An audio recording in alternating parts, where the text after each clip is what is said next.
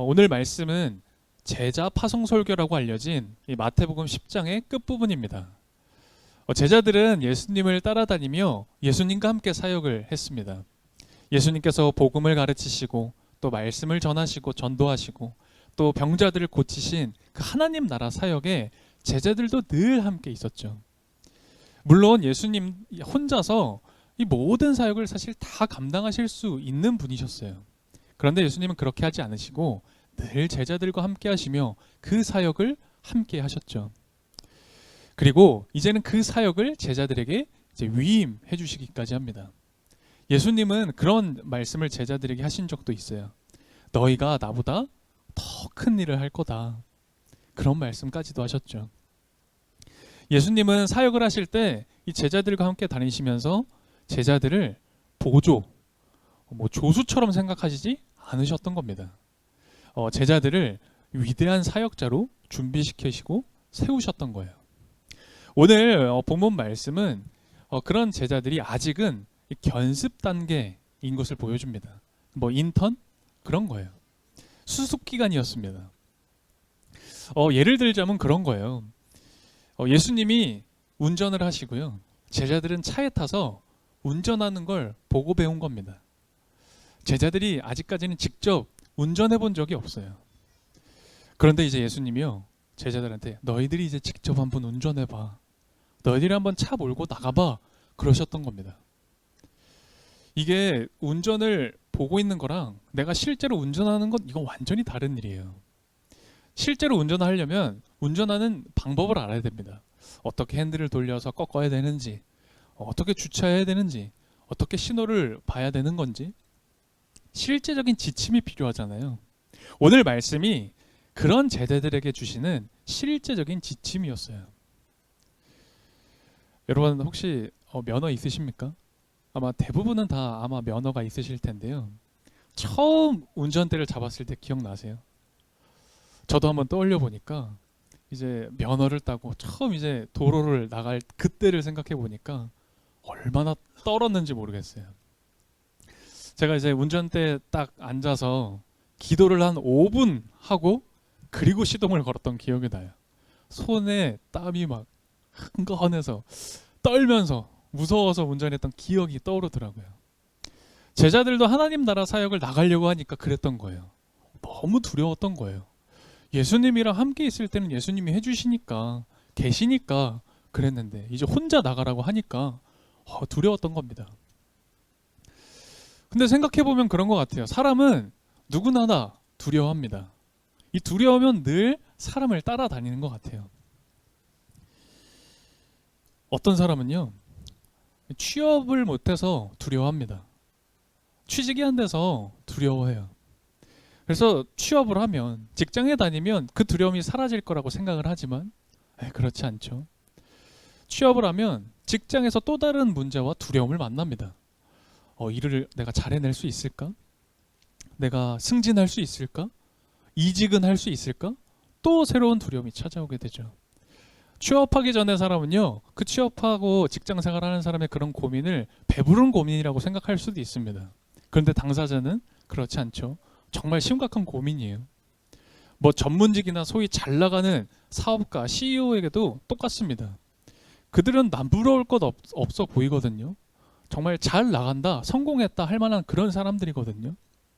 그런데 그런 사람들은 우리가 생각하는 것보다 더 많은 고민, 더 큰 두려움에 있다라는 걸 우리가 보게 되죠. 그래서일까? 우리는 누구나 다 두려움 가운데 있습니다. 그래서일까? 하나님께서 성경을 통해서 많은 명령들을 하세요. 예배드려라, 쉬지 말고 기도해라, 전도해라, 말씀 봐라, 그런 말씀들을 하시고 명령들을 하시는데, 성경에 가장 많이 나오는 명령, 성경에서 계속적으로 반복하는 하나님의 명령이 뭐냐면 두려워하지 말라예요. 두려워하지 말라가 성경에 제일 많이 나오는 하나님의 명령입니다. 오늘 본문도 사실 예수님께서 두려워하지 말라라고 말씀하세요. 이 짧은 본문 안에 무려 3번이나 거듭 강조하시며 예수님이 제자들을 향해 두려워하지 마, 두려워하지 말라, 그렇게 말씀하시죠. 제자들이 두려워하지 않을 수 있는 이유가 있을까요? 예수님께서 그렇게 말씀하신 데는 분명히 이유가 있을 것 같은데요. 두려워하지 않을 수 있는 이유에 대해서 예수님은 27절에 이렇게 말씀을 하세요. 27절을 제가 읽어드릴게요. 내가 너희에게 어두운 데서 말하는 것을 너희는 밝은 데서 말하여라. 이 말이 무슨 뜻이냐면 이제 장차 새로운 나라가 올 것이라는 거예요. 새로운 시대가 찾아올 거라는 겁니다.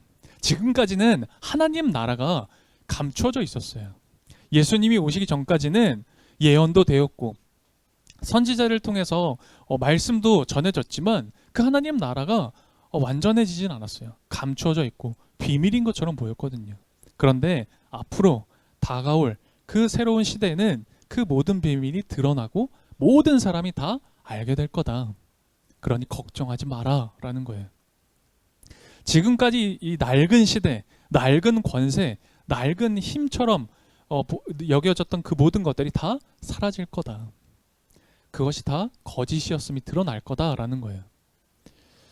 진짜가 나타나면 거짓은 사라질 거야 라는 말씀입니다. 그래서 그렇게 두려워할 필요가 없어.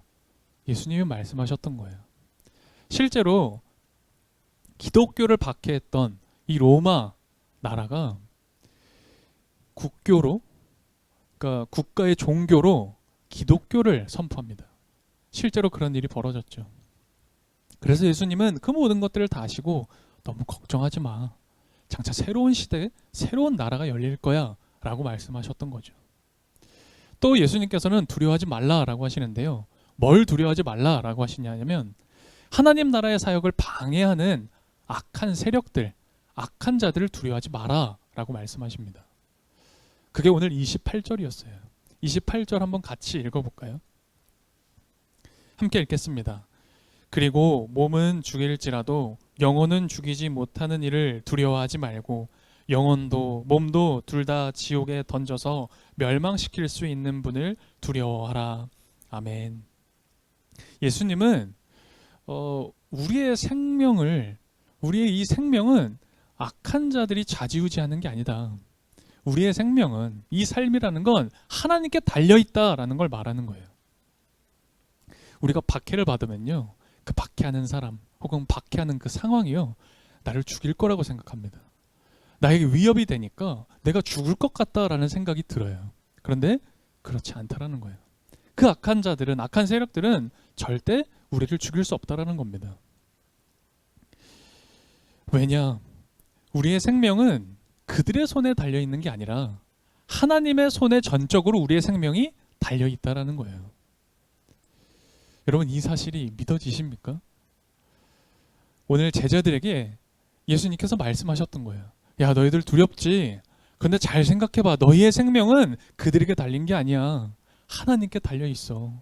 두려워하지 마. 제자들은 안도했습니다. 안심이 되었어요. 그런데 그들에게 있던 두려움이 완전히 사라지진 않았어요. 여전히 두려움이 남아있었던 거죠. 그래서 그런 제자들을 아시고 예수님께서는 한 비유를 들어주세요. 오늘 그 비유가 29절에서 31절까지였습니다. 우리 29절에서 31절도 다 같이 한 목소리로 읽어보도록 하겠습니다. 함께 읽겠습니다. 참새 2마리가 한 양에 팔리지 않느냐? 그러나 그 가운데서 하나라도 너희 아버지께서 허락하지 않으시면 땅에 떨어지지 않을 것이다. 아버지께서는 너희의 머리카락까지도 다 세어놓고 계신다. 그러니 두려워하지 말아라. 너희는 많은 참새보다 더 귀하다. 아멘. 당시 이 이스라엘에서 참새 2마리가 한 양, 세 번역엔 한 양이라고 되어 있는데요. 우리가 개역 개정을 보면 화폐 단위가 나와 있습니다. 아사리온. 한 아사리온에 팔린다, 사고 판다 이렇게 얘기를 해요. 이 당시에는 이제 참새고기가 있었나 봐요. 우리나라에도 한 80년대 초? 왜 웃어? 왜 웃어요? 80년대 초만 해도 길거리에 포장마차 가면 참새고기가 있었대요. 예, 물론 저는 몰라요. 저는 전혀 몰라요. 들었던 얘기예요. 예, 아시는 분 계시죠? 아니에요? 제가 괜히 쓸데없는 얘기를 했네요. 아무튼 참새가 한 아사리온에 팔렸다라고 해요. 두 마리가. 이 한 아사리온을 지금의 어떤 화폐 단위로 좀 정확하게는 이렇게 못하겠지만 한 4, 5천 원 정도 한다고 해요. 그러니까 두 마리라고 하면 한 마리 한 2천 원, 2, 3천 원 정도 했다라는 겁니다. 이 말씀을 왜 하시느냐? 우리가 하찮게 여기고 사소하게 여기는 그 참새 한 마리도 하나님께서 허락하지 않으시면 그냥 땅에 떨어지는 일이 없다. 하물며 그렇게 소중히 여기는 너희들, 하나님의 자녀인 너희일까 보냐. 하나님 절대로 그냥 두시지 않으신다. 하나님께서 우리의 머리카락까지도 다 세고 계신다. 그 정도로 우리를 세심하게, 아주 세심하게 살피고 보호하고 계신다. 예수님은 그 이야기를 하시는 거죠. 그러니 두려워하지 마라. 그리고 예수님은 이어서 말씀하십니다. 그렇게 두려울 땐 이렇게 해야 된다. 이렇게 해라. 그것이 오늘 32절, 33절이었죠. 오늘 이 32, 33절도 한번 다시 한 목소리로 읽어보면 좋을 것 같아요. 함께 읽겠습니다. 누구든지 사람들 앞에서 나를 시인하면 나도 하늘에 계신 내 아버지 앞에서 그 사람을 시인할 것이다. 그러나 누구든지 사람들 앞에서 나를 부인하면 나도 하늘에 계신 내 아버지 앞에서 그 사람을 부인할 것이다. 아멘. 예수님을 시인해야 됩니다. 예수님을 시인하라는 거예요. 언제? 두려울 때. 너무 두려울 때, 떨릴 때. 이 두려움이라는 단어가 헬라어로 보게 되면 호모로게오라는 단어인데 이 원어의 뜻을 좀 살펴보면 이렇습니다. 공개적으로 인정한다라는 뜻이에요. 내가 그것을 수용하고 그리고 그것을 인정한다, 동의한다, 고백한다라는 의미입니다. 이 예수님의 제자들도 처음엔 예수님이 누군지를 몰랐어요. 그래서 처음 예수님을 만났을 때 랍비어라고 부르죠. 랍비는 선생님이라는 뜻입니다. 좋은 선생님, 훌륭한 어떤 스승과 같은 존재로 처음엔 여겼어요. 누군지를 몰랐습니다. 그런데 후에 우리가 베드로의 고백을 알고 있죠. 베드로가 예수님께 대하여 어떤 고백을 하죠? 주는 그리스도시요 살아계신 하나님의 아들이십니다. 그런 고백을 하죠. 제자들은 조금씩 인식하기 시작했어요. 조금씩 동의하기 시작했습니다. 아, 예수님이 하나님의 아들이시겠구나. 정말 살아계신 그리스도 구원자, 나를 구원하시는 분이시겠구나 라는 걸 깨달았죠. 그리고 마침내 십자가의 사건과 부활을 통해서 제자들은 이제 분명히 고백하게 된 겁니다.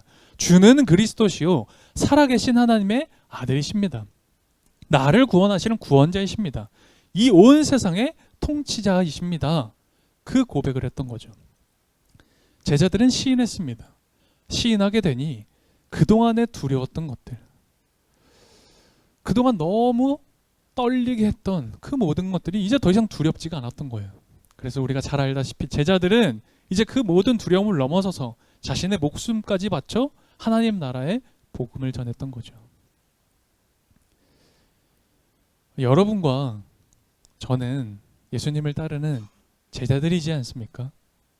우리는 제자들입니다. 우리는 그리스도인이죠. 그런데 그런 우리 그리스도인들에게 왜 그렇게 두려운 것들이 많을까요? 왜 이 두려움에서 벗어나질 못할까요? 왜 걱정과 염려 가운데 살아갈까요? 돈이 없어서일까요?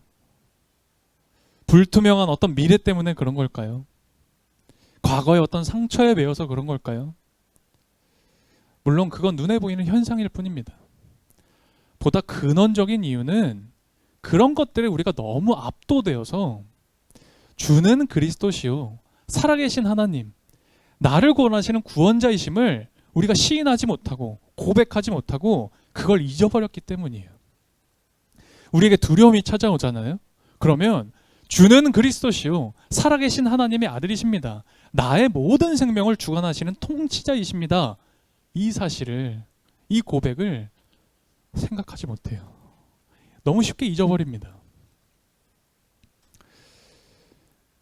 저희 아들이 아직 지금도 어리지만 그래도 좀 컸다라는 생각이 들 때가 있어요.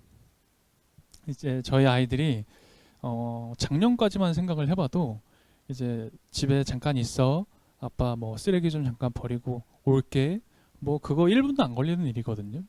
근데 저희 아이들이 못 나가겠어요. 무섭다고. 집에만 있으면 엄마 아빠 없으면 무섭다. 애들은 그렇잖아요. 그래서 뭐 잠깐 한 30초 1분 걸리는 그 일을 아이들과 같이 나가서 쓰레기를 버리거나 그럴 때가 있었습니다. 근데 좀 컸다 느끼는 게요, 이제 아빠 쓰레기 버리고 올게, 그 1분도 안 걸려 라고 하면요, 갔다 오라 그래요. 그래서 갔다 옵니다. 쓰레기 버리고 금방 돌아와요. 그럼 이제 버리고 왔어? 이렇게 얘기를 하죠. 요즘은 뭐 쓰레기 버리러 나간다 말 안 해도 돼요. 나갔다 오면 됩니다. 최근에는 그런 적도 있었어요. 한 1시간 정도는 이제 집을 비워도 되더라고요. 그래서 이제 머리 자르러 미용실도 애들만 두고 갔다 온 적도 있어요. 야, 애들 많이 컸구나. 애들이 알거든요. 아빠가 다시 돌아온다는 걸 알아요. 아빠가 어디 이제 안 온다, 이런 생각을 이제 하지 않는 거죠. 그전에는 몰랐던 거예요. 아빠가 다시 돌아와 이 얘기를 해도 몰라요. 근데 이제는 알죠. 다시 돌아온다는 걸 믿어요, 아이들이. 그렇기 때문에 갔다 오라고 해요. 그리고 심지어 이제 본인들이 외출도 하고 옵니다. 네, 놀다가 와요. 놀다 올게 하고 이제 뭐 자전거 끌고 킥보드 끌고 나갔다 알아서 때가 되면 또 돌아옵니다. 집에 엄마나 아빠가 있을 걸 아니까. 저는 이거라고 생각했어요. 우리가 하나님을 잊어버려요. 두려움이 오면 하나님 생각을 못해요. 그러니 불안해합니다. 걱정에 빠져버리는 거죠. 근데 그렇지 않아요. 하나님 우리와 함께 계십니다. 하나님 두려워하지 마. 그렇게까지 무서워할 건 아니야. 내가 있잖아. 오늘 그 말씀을 하시는 거예요. 오늘 예수님이 우리에게 두려워하지 마.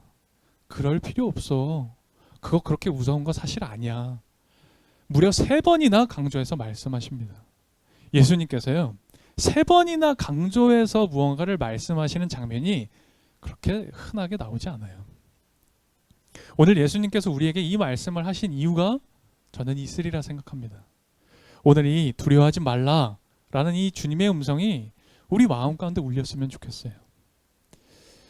아마 우리가 이 말씀을 듣고 이번 한 주간의 삶으로 나아가겠지만 우리의 삶의 자리에는 여전히 두려움이 있을 겁니다. 걱정거리도 있겠죠. 당황할 만한 일들도 사실 또 있을 겁니다. 하지만 그럴 때에 오늘 말씀을 꼭 기억하셨으면 좋겠어요. 두려워할 게 아니라 여러분의 삶의 자리에 예수님을 시인하세요. 예수님이 그리스도시고 살아계신 하나님의 아들이십니다를 선포하세요. 내 삶의 자리에 그렇게 선포할 때 두려움은 물러갈 겁니다. 두려움은 두려움이 아니게 될 거예요. 오늘 이 신비의 말씀을 우리가 정말 마음속 깊이 새기고 그리고 정말 예수님을 선포하고 내 삶의 자리에 시인할 수 있는 그런 제자들 되었으면 좋겠습니다. 우리 그렇게 이번 한 주간 예수님을 인정하고 선포할 수 있는, 그래서 두려워하지 않는 이번 한 주 평화로운 삶 되시기를 간절히 소망해 봅니다. 오늘 말씀 기억하며 우리 함께 기도하겠습니다.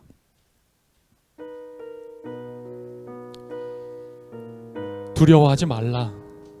두려워할 필요가 없다. 예수님 말씀하십니다.